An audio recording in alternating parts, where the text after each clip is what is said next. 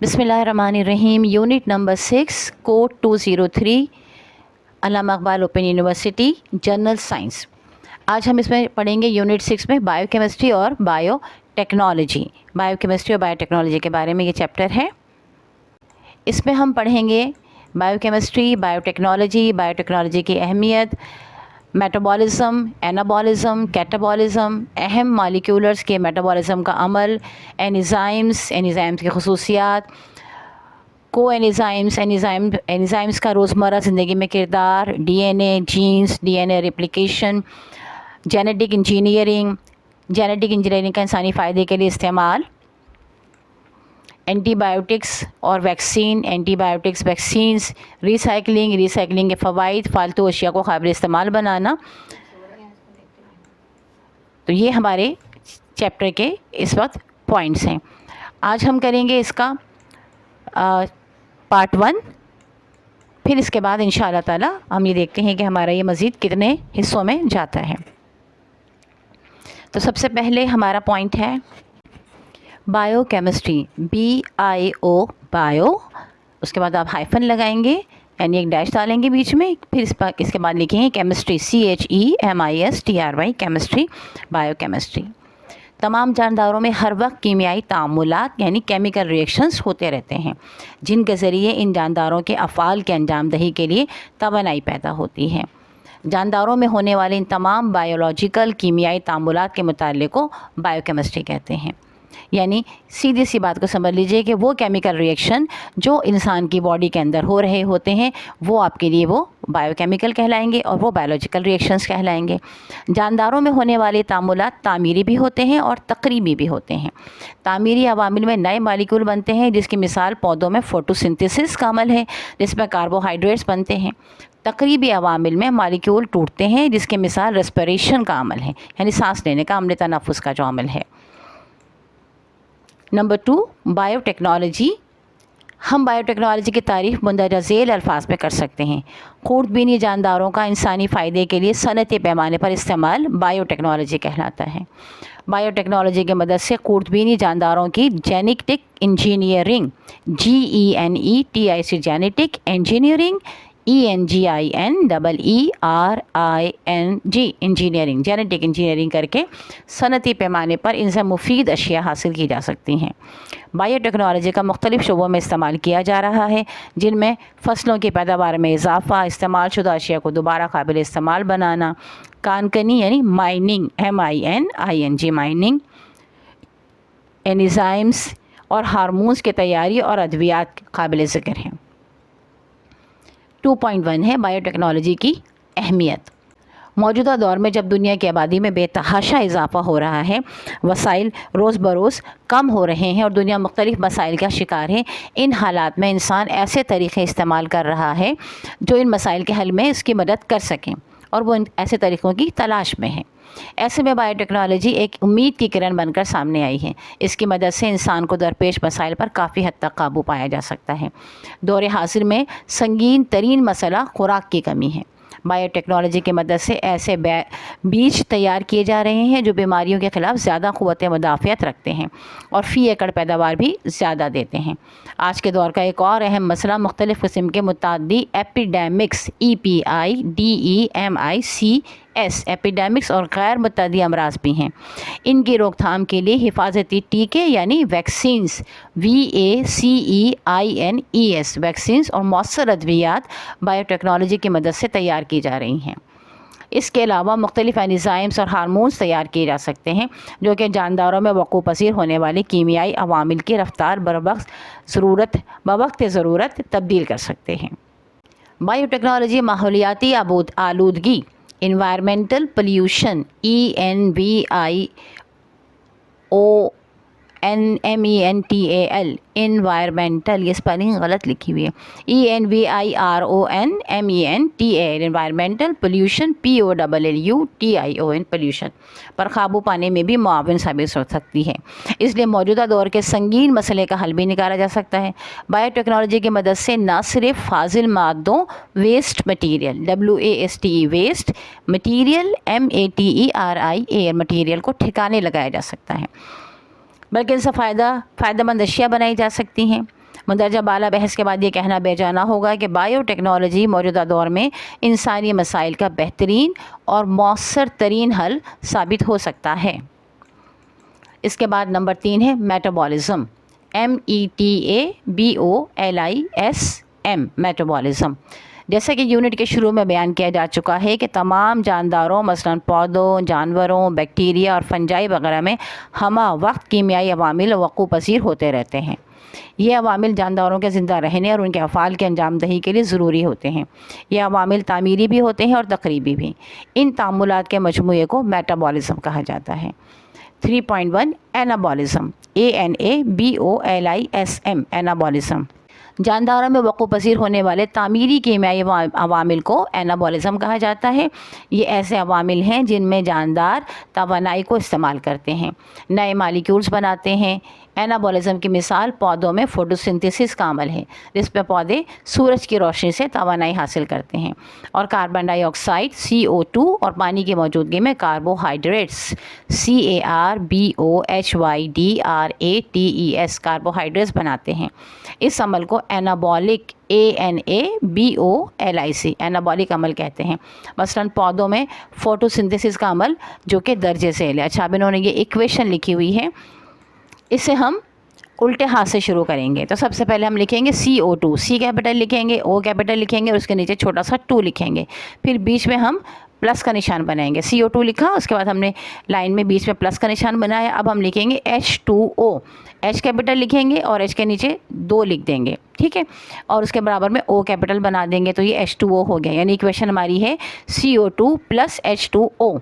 अब हमने एक एरो बनाया, एरो के ऊपर जो कि उल्टे हाथ से सीधे हाथ की तरफ जा रहा है। अब उस एरो के ऊपर हमने लिखा सूरज की रोशनी और नीचे लिखा हमने क्लोरोफिल। अब एरो के बाद हम लिखेंगे C2H12O2, यानी C के बाद 2 लिखा, फिर H कैपिटल लिखा, H12 लिखा और उसके बाद O के बाद O लिखा, कैपिटल 2 लिखा। फिर हमने उसके बाद लिखा, एक लाइन लंबी सी खींची, बीच में दरमियान में एक लाइन खींची और O2 लिख दिया, बल्कि ये प्लस का निशान होना चाहिए और O2 हो जाना चाहिए बॉन्डिंग में। खैर, यहाँ पे एक लाइन लिखी हुई है और उसके बाद O2 लगा हुआ है। अब ये एक आपकी केमिकल रिएक्शन हो गया, फोटोसिंथेसिस के होने के अमल इन्होंने बता दिया है। अब 3.2 है कैटाबॉलिज्म, CATABOLISM, कैटाबॉलिज्म। कैटाबॉलिज्म एक तकरीबी कीमियाई अमल है। इस अमल के नतीजे के तौर पर पेचीदा नामियाती मुरक्कबात यानी कॉम्प्लेक्स ऑर्गेनिक कंपाउंड्स को सादा मुरक्कबात सिंपल कंपाउंड्स में तोड़ा जाता है। इससे तवानाई का अखराज होता है। ये तवानाई 4 मुख्तलिफ अफ़ाल के अंजाम दही में इस्तेमाल की जाती है। कैटाबॉलिक तामुलात, कैटाबॉलिक रिएक्शंस के नतीजे में नामियाती मुरक्कबात मसलन कार्बोहाइड्रेट्स, प्रोटीन और लिपिड्स की एंजाइम्स ENZYMES एंजाइम्स की मौजूदगी में ऑक्सीडेशन OXIDATIONS ऑक्सीडेशंस होती है। लिपिड है LIPID। अच्छा, ये मुरक्कबात मरहलावार टूटते हैं और छोटे छोटे पैकेटों की शक्ल में तवानाई खारिज करते हैं। पौधों में कैटाबॉलिक अमल की मिसाल रिस्पायरेशन RESPIRATION का अमल है, यानी रिस्पायरेशन का अमल बेसिकली ये कैटाबॉलिक अमल है। अब है 3.3 अहम मॉलिक्यूल्स के मेटाबॉलिज्म का अमल। खुराक के अहम और बड़े मॉलिक्यूल कार्बोहाइड्रेट्स, प्रोटीन और लिपिड्स हैं। ये मॉलिक्यूल मेटाबॉलिक अवामिल यानी metabolic process METABOLIC metabolic process PROCESS process के ज़रिए जिस्म में टूटते हैं और इनसे हासिल होने वाली तवानाई मुख्तलिफ जिस्मानी अफ़ाल के अंजाम दही के लिए इस्तेमाल होती है। इजाफी तवानाई जिस्म में ज़ख़ीरा हो जाती है और बवक्त ज़रूरत इस्तेमाल की जाती है। झेल में इन तीनों मॉलिक्यूल्स के मेटाबॉलिज्म और इनसे हासिल होने वाली तवानाई के इस्तेमाल के बारे में हम पढ़ेंगे।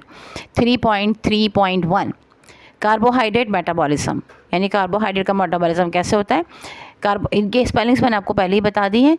गंदम, चावल, मकई, जवार या बाजरा, इनसे बनी हुई अशिया कार्बोहाइड्रेट हासिल करने के अहम तरीन ज़राए हैं। कार्बोहाइड्रेट का हतमी हासिल सादा शुगर मसलन ग्लूकोज, फ्रक्टोज FRUCTOS फ्रक्टोज और ग्लैक्टोज GULACTOS ग्लैक्टोज क्या हैं, यानी कि 2 मुरक्कबात आपको मिलते हैं, 3 मुरक्कबात मिलते हैं जब आप कार्बोहाइड्रेट को ब्रेक करते हैं। जो सबसे आसान तरीन, सबसे छोटा जो उसका यूनिट होगा, ग्लूकोज, फ्रक्टोज और ग्लैक्टोज। कार्बोहाइड्रेट पौधों के खलियों के सेल वाल बनाने में अहम किरदार अदा करते हैं।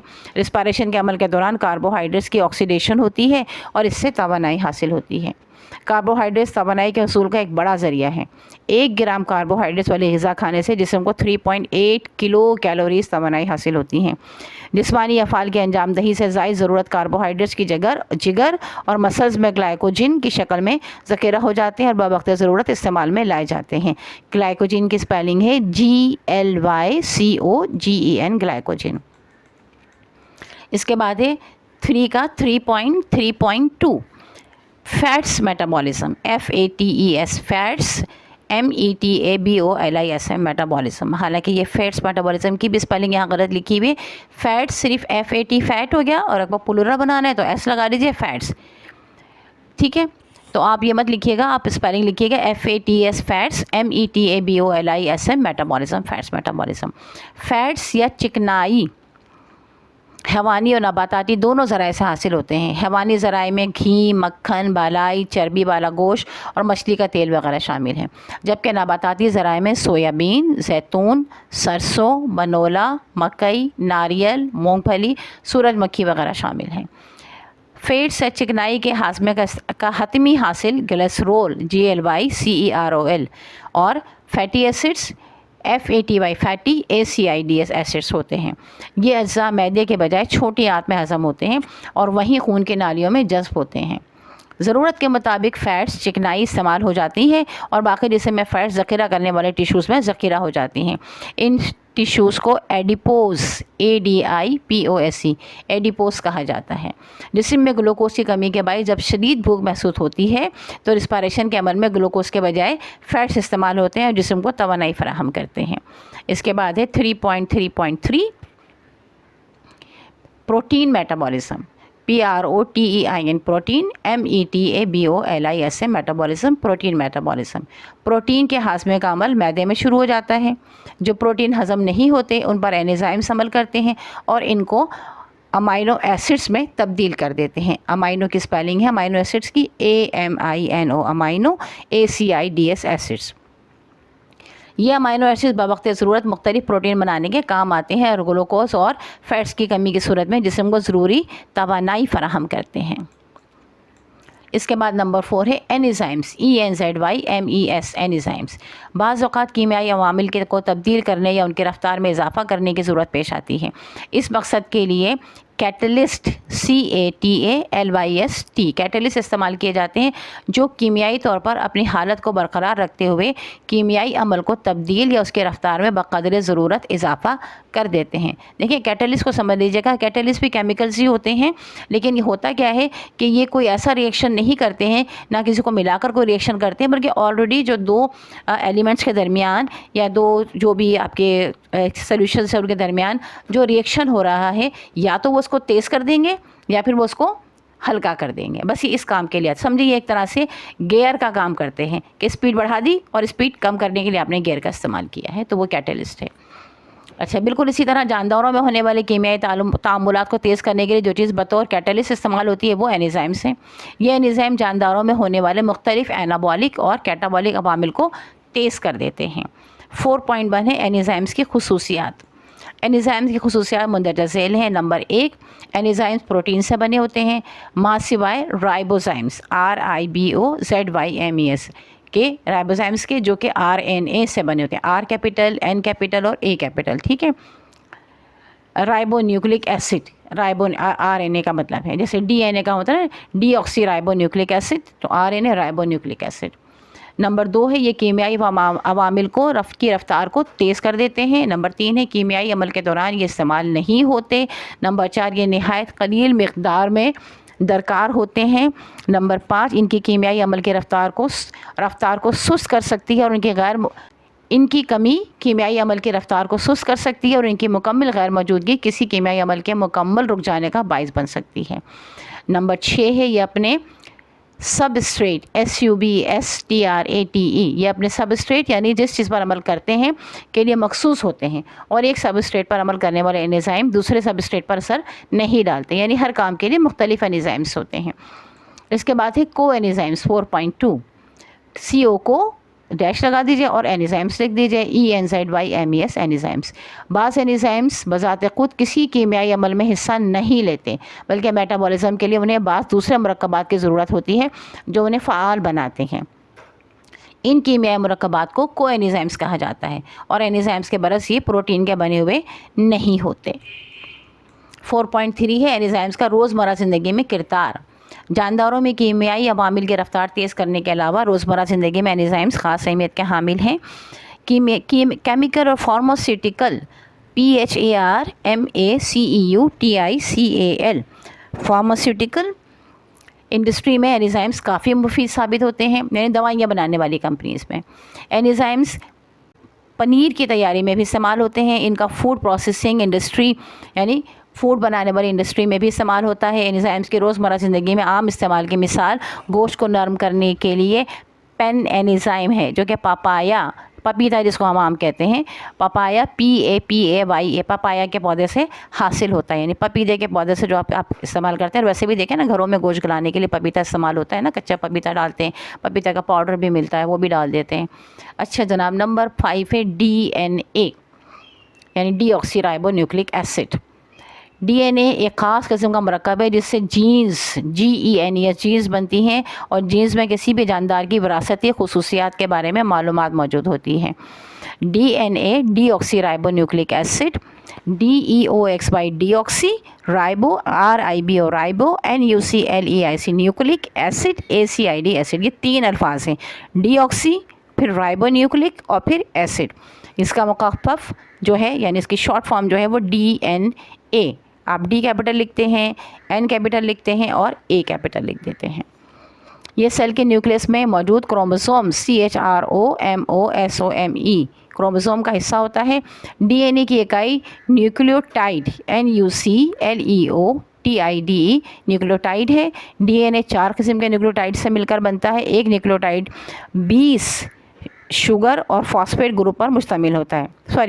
एक न्यूक्लियोटाइड बेस शुगर और फॉस्फेट ग्रुप पर मुश्तमिल होता है। ये न्यूक्लियोटाइड एक ख़ास तरतीब से आपस में जुड़े होते हैं और मखसूस जोड़ों में मिलकर एक लंबा double helix DOUB double helix HELIX helix molecule बनाते हैं। यानी जैसे 2 रस्सियों को ले लें आप और आपस में उसको बांट देना लफ्ज़ इस्तेमाल होता है, या बल दे दें उसमें, तो जो बल दी हुई शक्ल आएगी समझ लीजिए कि वो आपकी DNA की शक्ल है। 5.1 है जीन्स।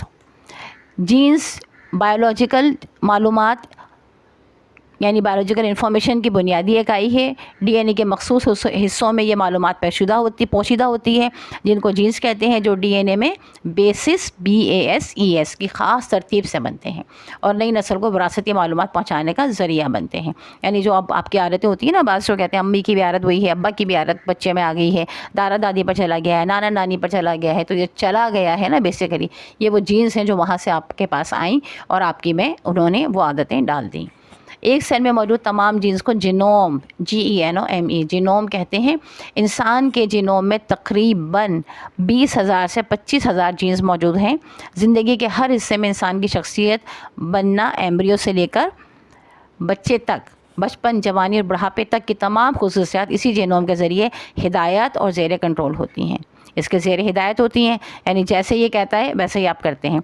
इंसानी जीनोम में तकरीबन 3.2 billion base pairs BAC base PAIR pair मौजूद होते हैं और इसका तकरीबन तमाम नक्शा तैयार किया जा चुका है, जो कि मेडिकल साइंस में काफ़ी मुफीद साबित हो रहा है। तमाम जानदारों के न्यूक्लियस में DNA मौजूद होता है। बच्चे में दोनों वालिदैन यानी माँ और बाप से DNA मुंतकिल होता है। इस DNA यानी क्रोमोसोम्स के ज़रिए फ़र्द की खुसूसियात, जिनमें जिल्द का रंग, क़द-ओ-क़ाल वगैरह शामिल हैं, एक नस्ल से दूसरी नस्ल में मुंतकिल होती हैं। DNA में नक़ाइस बाज़ बीमारियों का सबब बनते हैं, जैसे डायबिटिक, हीमोफीलिया, कलर ब्लाइंडनेस वगैरह। ये बीमारियां वालिदैन से नई नस्ल में विरासती तौर पर हेरिडिटरी होती है ना ये बीमारियां, तो विरासत में ये आ जाती हैं। अगर वालिदैन में से किसी को है तो बच्चों में भी आ जाती है। 5.2 है DNA रेप्लिकेशन REPLICATION रेप्लिकेशन। ठीक है, DNA का तो वही आप D कैपिटल N कैपिटल और A कैपिटल लिखेंगे। DNA में अपने जैसे नए मालिक्यूल बनाने की सलाहियत मौजूद होती है। जब एक DNA मालिक्यूल अपने जैसे दूसरे DNA मालिक्यूल से बनाता है तो उसे DNA रेप्लिकेशन कहते हैं। यानी अगर वो अपने जैसा एक और मालिक्यूल बनाएगा तो रेप्लिकेशन यानी उस जैसा ही बिल्कुल, तो लिहाजा उसे डीएनए रेप्लिकेशन कह दिया। डीएनए मालिक्यूल जो कि डबल हेलिक्स की शक्ल में होता है, यानी वो जो हमने कहा ना कि 2 रस्सियों को आप बांट देंगे तो जो शक्ल आएगी वही होगी। इस एक जंजीर की तरह एक तरफ से खुलना शुरू होता है, इस खुली हुई जंजीर की दोनों शाखाओं के साथ न्यूक्लियोटाइड जुड़ने लगते हैं और यूँ एक डीएनए मालिक्यूल से 2 मालिक्यूल्स बन जाते हैं। अगर आप इसकी और अच्छी तरीके से समझना चाहें, जो हमारे ब्लाइंड स्टूडेंट हैं उनके लिए, तो जो टॉफ़ी होती है ना, जो बंद होती है, जिसके दोनों तरफ से जो आपके मोड़ के जो उसका रैपर होता है दोनों तरफ से मोड़ दिया जाता है, तो उस टॉफ़ी को आप हाथ में पकड़ें तो जो मोटा वाला हिस्सा है वो डीएनए का बीच वाला हिस्सा है, ठीक है, रेप्लिकेशन वाला है, डबल हेलिक्स वाला हिस्सा है, और किनारे जो मुड़ा हुआ जो आपको नज़र आ रहा है ना, समझ लीजिए कि वहाँ से दूसरी टॉफ़ी जो है वो शुरू हो रही है, वो दूसरा डीएनए शुरू हो रहा है बीच में। तो बिल्कुल इसी तरह से डबल हेलिक्स में ये आपके डीएनए बन रहे होते हैं। तो आप एक टॉफ़ी को अपने हाथ में ले लीजिए जो कि दोनों तरफ से रैप हुई हुई हो, और जो एक खुला सा हिस्सा आ जाता है ना, बीच में टॉफ़ी रख के रैप कर देते हैं, दोनों तरफ से मोड़ देते हैं, बस वो शक्ल जहन में रख लीजिएगा। इसके बाद है genetic engineering, GENETIC, genetic engineering, ENGINEERING, genetic engineering. Genetic engineering ऐसी तकनीक का नाम है जिसमें जीन्स और डीएनए को इंसानी फ़ायदे के लिए लेबॉर्ट्री में अपनी मर्ज़ी से इस्तेमाल किया जाता है। जेनेटिक इंजीनियरिंग ने साइंसी ज़िंदगी में एक इनकलाब बर्पा कर दिया है। अब डीएनए इंसान के हाथ में एक साइंसी खिलौना बन चुका है। अब हम डीएनए का हिस्सा किसी भी जेनोम के मखसूस जगह में डाल सकते हैं या इसमें से निकाल सकते हैं। ख़राब जीन को निकाला या काटा जा सकता है और नई और सेहतमंद जीन्स डाली जा सकती है। जेनेटिक इंजीनियरिंग में मतलूबा जीन्स एक जानदार से हासिल करके दूसरे जानदार के जिस्म में दाखिल की जाती है। मुख्तलिफ ज़राए से हासिल शुदा जीन्स को टेस्ट ट्यूब में मिलाया जाता है और लेबॉर्ट्री में दूसरे सेल में डाल दिया जाता है। जो जानदार बैरूनी जीन्स वसूल करता है उससे ट्रांसजेनिक जानदार यानी ट्रांसजेनिक ऑर्गेनिज्म कहते हैं। TRANSGENIC, transgenic organism, ORGANISM organism कहते हैं। जैसे कि आपने सुना ही होगा ना कि अब साइंस ने इतनी तरक्की कर ली है कि अगर कोई वालिदैन ये चाहते हैं कि उनके बच्चों की आंखें नीली हों और उनके पास वो जीन्स है नहीं, उनकी तो सदियों से ब्लैक कलर की आइज़ चली आ रही हैं, तो वो नीली आँखों वाली जीन्स अपने बच्चे में डाल सकते हैं, अपने फीटस में डलवा सकते हैं। और इसी तरह हाइट के सिलसिले में है, या जैसे चाइनीज़ लोगों की आंखें बड़ी छोटी छोटी सी होती हैं, तो अब तो वो रिंग उनकी आंखों के अंदर जो होता है वो पहना दिया जाता है, या जो अंदर एक रिंग बना हुआ होता है जिसकी वजह से आंखें छोटी होती हैं वो निकाल दिया जाता है। तो जेनेटिकली भी ये काम किए जा सकते हैं बगैर ऑपरेशन के। जीन्स भी उनके जिस्म में दाखिल की जा सकती हैं। तो ये तमाम चीज़ें तो हो ही रही हैं। ज़हानत के लिए भी हैं, कोई एक फैमिली बहुत ज़हीन है तो आप उनकी जीन्स आप लेकर अपने जो बेवकूफ़ बच्चे हैं उनको भी अक्लमंद बना सकते हैं, क्योंकि बात होता है ना, देखिए हर एक की ज़हनी सलाहियत मुख्तलिफ है, कोई बहुत ज़्यादा ज़हीन है, कोई कम ज़हीन है। अब किसी फैमिली में लोगों की एवरेज ज़हानत है, सारे लोग ऐसे ही एवरेज किस्म के हैं, तो और आप वालिदैन ये चाहते हैं कि भाई उनके बच्चे ज़रा ज़्यादा ज़हीन हों, तो आप वो जीन्स भी ले सकते हैं। बाहर के ममालिक में तो आप जीन्स की शॉपिंग कर सकते हैं कि किस तरह की जीन्स आपने शॉपिंग करनी है आप ले लीजिए और अब वो तब्दीली अपने अंदर ले आइए। लेकिन यही है कि अल्लाह तबारक व तआला ने जिस हिसाब से बनाया है वही सबसे बेहतरीन हिसाब किताब है। बहरहाल बीमारियों से का इलाज और मुख्तलिफ़ चीज़ों के लिए ये चीज़ें बेहतरीन हैं। जैसे अब हम पढ़ेंगे जेनेटिक इंजीनियरिंग का इंसानी फ़ायदे के लिए इस्तेमाल, ये 6.1 है। इंसानी फ़लाह के लिए जेनेटिक इंजीनियरिंग का इस्तेमाल मुख्तलिफ़ शोबों में हो रहा है, मगर फ़िलहाल इसका सबसे ज़्यादा इस्तेमाल इंसानों में बीमारियों की रोकथाम और पौधों और जानवरों की पैदावारी सलाहियत में इजाफे के लिए हो रहा है। 6.1.1 बीमारियों की रोकथाम। इंसान बीमारियों की रोकथाम के लिए जेनेटिक इंजीनियरिंग इंसानी बीमारियों की रोकथाम के लिए जेनेटिक इंजीनियरिंग इस्तेमाल हो रही है। ये इतनी मुफीद है कि आज लाखों डॉलर इस सनत में लगाए जा रहे हैं। इसके ज़रिए हार्मोन्स, एंजाइम और वैक्सीन बनाई जा रही हैं। ये अशिया किसी और ज़रिए से हासिल नहीं हो सकती। डायबिटीज़, DIABETES के डायबिटीज़ के लिए इंसानी इंसुलिन, ह्यूमन इंसुलिन, छोटे ख़त के बच्चों के लिए इंसानी ख़त बढ़ाने के लिए हार्मोन, हेपेटाइटिस B और एड्स के मरीज़ों के लिए वैक्सीन और कैंसर के मरीज़ के लिए इंसानी इंटरफेरोन बैक्टीरिया से बनाए जा रहे हैं। इसके अलावा जीन थेरेपी के ज़रिए बच्चों में विरासती बीमारियां मसलन सिकल सेल एनीमा या हीमोफीलिया का इलाज हो रहा है। हीमोफीलिया तो आप जानते हैं ना कि जो जिससे अगर कहीं पे बच्चों के बॉडी में कट लग जाए तो वो ब्लड कोगुलेट नहीं होता बल्कि बहता ही चला जाता है और वो फिर इंसानी ज़िंदगी को नुकसान पहुंचाता है। या बास बच्चों के जिस्म में ब्लड बनता ही नहीं है, हेमोफिली, जो इस तरह की भी बीमारियां होती हैं। तो अल्लाह ताला अपने हिफ्ज़ व अमान में रखे और अल्लाह इस बीमारी से बचा के रखे और अल्लाह उन लोगों को भी खुश रखे जो इस बीमारी के इलाज के लिए काम कर रहे हैं। पौधों और जानवरों की पैदावारी सलाहियत में इजाफा, यह है 6.1.2।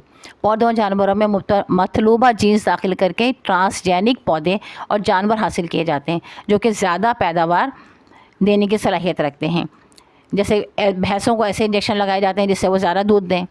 पौधों को पालक वगैरह आपने देखा होगा ना, एक देसी पालक कहलाती है और एक इंग्लिश पालक कहलाती है। देसी पालक के पत्ते छोटे होते हैं और जो इंग्लिश पालक होती है उसके बड़े बड़े पत्ते होते हैं। तो ज़ाहिर ये सब कुछ इसी तरीके से जेनेटिक इंजीनियरिंग के थ्रू ही किया जा रहा है। जेनेटिक इंजीनियरिंग की मदद से हर्बिसाइड्स, HERBICIDES, हर्बिसाइड्स के ख़िलाफ़ मुदाफ़त रखने वाली कपास और सोयाबीन, पेस्टिसाइड्स, PESTICIDS, पेस्टिसाइड जो कीड़ों मकोड़ों को मारने के लिए इस्तेमाल होती है ना दवा, तो इसके ख़िलाफ़ मज़ाहमत रखने वाली गंदम, वायरस के मज़ाहिम, चावल और खरबूजा, फंजाई के हमले के ख़िलाफ़ मज़ाहिम, मकई, टमाटर, आलू और दीगर सब्ज़ियों की बीमारियों और कीड़े मकोड़ों के मज़ाहिम पेंसिलिन तैयार की जा रही है। अब यहाँ पर उन्होंने एक तस्वीर भी दी हुई है जिसमें 2 पौधे रखे हुए हैं। एक आम पौधा जिसको कि आपने एंजाइम्स नहीं दिए, दवाई नहीं दी है, और एक वो जिसको कि आपने दवाई दी भी है, पेस्टिसाइड्स दिए हुए हैं। तो जिसको पेस्टिसाइड्स नहीं दिए वो सूख गया है, जिसको दिए हैं वो तरोताज़ा है। यह है शक्ल नंबर 6.3, पेस्ट के ख़िलाफ़ मुदाफ़ियत का कामयाब तजर्बा, जिसके नीचे लिखा हुआ है। तो ट्रांसजेनिक जानवर जीन्स के हिसाब से इसी तरह के पैदा किए जा रहे हैं जिनसे गोश्त ज़्यादा मकदार में हासिल किया जा सकता है। आज के दौर में ऐसे ट्रांसजेनिक भेड़ें और बकरियां पैदा कर ली गई हैं जिनके दूध में इंसानी बीमारियों के लिए अद्वियात मौजूद होती हैं। इसकी मिसाल नैन्सी, NENCY, नैन्सी और ईथल की पैदाइश है। नैन्सी एक भेड़ थी ना जिसका अब इंतकाल हो चुका है। बहरहाल ये जब लिखी गई होगी तो उस वक्त वो ज़िंदा होगी, लेकिन बाद में उसका इंतकाल हो गया। अब है नंबर 7 पॉइंट, एंटीबायोटिक्स और vaccine, ANTIBIOTICS, antibiotics and vaccines, VACCINES, vaccines. जानदारों में मुख्तलिफ खूटबीनी जानदारों मसलन वायरस, बैक्टीरिया, फंजाई वगैरह की वजह से बीमारियां फैलती हैं। ये खूटबीनी जानदार जिसमें में दाखिल होकर खून में शामिल हो जाते हैं और मुख्तलिफ किस्म की बीमारियों का मौजूब बनते हैं। इन बीमारियों की रोकथाम के लिए साइंसदानों ने एंटीबायोटिक्स और वैक्सीन ईजाद की हैं। 7.1 एंटीबायोटिक्स, जानदारों में बहुत सी बीमारियां ऐसी होती हैं जिनका बायस मुख्तलिफ़ किस्मों के बैक्टीरिया हैं। साइंसदानों ने ऐसे मुरक्कबात तैयार किए हैं जो इन बैक्टीरिया को मार देते हैं या इनकी नशोनुमा रोक देते हैं। ऐसे मुरक्कबात एंटीबायोटिक्स कहलाते हैं। ये मुरक्कबात ज़्यादातर ज़मीनी बैक्टीरिया और फंजाई से हासिल होते हैं। ये मुरक्कबात सिर्फ बैक्टीरियाज पर अमल करते हैं और वायरस को नुकसान नहीं पहुँचाते। पेंसिलिन, टेट्रासाइक्लिन और एरिथ्रोमाइसिन वगैरह एंटीबायोटिक्स की मिसालें हैं। 7.1.1 पेंसिलिन, PENICILLINE, पेंसिलिन 1928 में सर एलेक्जेंडर फ्लेमिंग और सर हार्ट फ्लोरे ने दरियाफ़्त की। ये फंगस की एक किस्म है। पेंसिलम, PENICILLIUM, पेंसिलम से हासिल होती है। ये एक narrow spectrum antibiotic, NARROW, narrow spectrum, SPECTRUM, spectrum antibiotics, ANTIBIOTICS, antibiotics narrow spectrum antibiotics है क्योंकि ये बैक्टीरिया की महदूद अक़साम के ख़िलाफ़ मौसर साबित होती है। इसके बाद है टेट्रासाइक्लिन, TETRACYCLINE, टेट्रासाइक्लिन। टेट्रासाइक्लिन के बरक्स, पेंसिलिन के बरक्स टेट्रासाइक्लिन ब्रॉड स्पेक्ट्रम एंटीबायोटिक है जो कि बैक्टीरिया की बहुत सारी अक़साम के ख़िलाफ़ इस्तेमाल हो सकती है। टेट्रासाइक्लिन स्ट्रेप्टोमाइस बैक्टीरिया से हासिल होती है, STREPTOMYCIS, स्ट्रेप्टोमाइस। इसके बाद है 7.1.3 erythromycin, ERYTHERO, erythro, MYCINE, mycin, erythromycin एक ही वर्ड है। ये इन बैक्टीरिया के ख़िलाफ़ कारामद साबित होती है जो कि पेंसिलिन के ख़िलाफ़ मुज़ाहमत पैदा कर लेते हैं। 7.1.4 एंटीबायोटिक्स का अमल, जानदारों और इंसानों के जिस्म में एंटीबायोटिक्स 2 तरह से असरअंदाज होती हैं। बैक्टीरिया की सेल वॉल इंसानी जिस्म के मुदाफ़ती निज़ाम को तबाह कर देती है। पेंसिलिन बैक्टीरिया की सेल वॉल बनाने की सलाहियत को ख़त्म कर देती है, जबकि दूसरी तरफ टेट्रासाइक्लिन बैक्टीरिया की प्रोटीन बनाने की सलाहियत को तबाह कर देते हैं, जिसकी वजह से तकसीम नहीं हो सकते और उनकी अफजाइश रुक जाती है। इस तरह बैक्टीरिया का जिस्म से खात्मा हो जाता है। इसके अलावा एनाबॉलिक और कैटाबॉलिक अवामिल को तेज़ कर देते हैं। 7.2 है वैक्सीन्स, VACCINES वैक्सीन्स। वैक्सीन की इस्तेलाह लातीनी लफ्ज़ वेका VECCA वेका से अक्स की गई है, जिसका मतलब गाय हैं। दरअसल सबसे पहले जो वैक्सीन तैयार की गई वह cowpox COW POX pox virus पर मुश्तमिल थी, जो चेचक स्मॉल पॉक्स के ख़िलाफ़ तैयार की गई थी। 17वीं सदी के आखिर में इंग्लिश माहिर तिब एडवर्ड जीन्स EDWARD Edward Jenner JENNER Edward Jenner's ने ऐसे मरीज़ों का मुशाहिदा किया जो लोग एक दफ़ा काउपॉक्स का शिकार रह चुके थे। इनमें चेचक के ख़िलाफ़ मुदाफ़ियत पैदा हो गई। इस सिलसिले में उसने एक तजर्बा किया। उसने एक ज़री फार्म पर काम करने वाली लड़कों को ऐसी सुइयाँ चुभोईं जो कि ऐसी लड़कियों से ली गई थीं जो कि काउपॉक्स की बीमारी में मुब्तला थीं। जब इन लड़कों पर चेचक की बीमारी का हमला हुआ तो उन्होंने इस मर्ज़ के ख़िलाफ़ मुज़ाहमत पेश की और इन जरासीम को बीमारी को पैदा नहीं करने दिया। इस तरह से डेंस के दिमाग में ऐसी दवाई तैयार करने का ख्याल पैदा हुआ जो बीमारी पैदा करने वाले जरासीम के ख़िलाफ़ मुज़ाहमत पैदा करे और उनको बीमारी पैदा करने से रोकें। वैक्सीन की ईजाद ने, जो कि बायोटेक्नोलॉजी ही का करिश्मा है, मेडिकल साइंस में इनकलाब बर्पा कर दिया।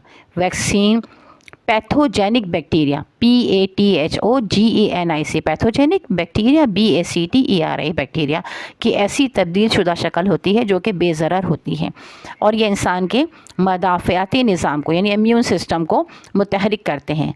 मखसूस बीमारी पैदा करने वाले जरासीम के ख़िलाफ़ मुज़ाहमत पैदा करती है और आजकल बहुत सी बीमारियों के लिए वैक्सीन तैयार कर ली गई है, मसलन हेपेटाइटिस B, पोलियो, खसरा, चेचक, काली खांसी वगैरह। अब इसके बाद है रिसाइकलिंग, पॉइंट नंबर 8। लेकिन हमारी वीडियो तो है तकरीबन 32 मिनट की हो गई है, तो मेरा ख्याल है कि बाकी का हिस्सा हम नेक्स्ट वीडियो में करेंगे इंशाअल्लाह ताला। इसे पढ़िए, समझिए, समझ में आए तो हमारे लिए दुआ ज़रूर कीजिएगा, अपने दोस्तों को भी शेयर कीजिएगा ताकि उन्हें भी पढ़ने में आसानी हो। तो नेक्स्ट वीडियो तक के लिए अल्लाह हाफ़िज़।